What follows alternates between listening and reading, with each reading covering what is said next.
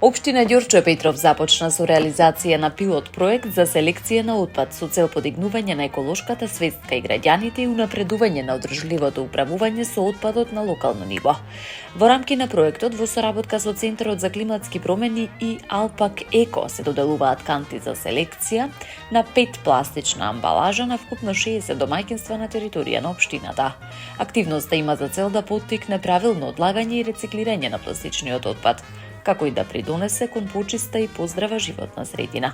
Од општината информира дека проектот представува почетна фаза од поширока иницијатива за постепено воведување систем за селекција на отпад низ целата општина, со активно вклучување на граѓаните во процесите за заштита на животната средина и развој на одржливи еколошки практики.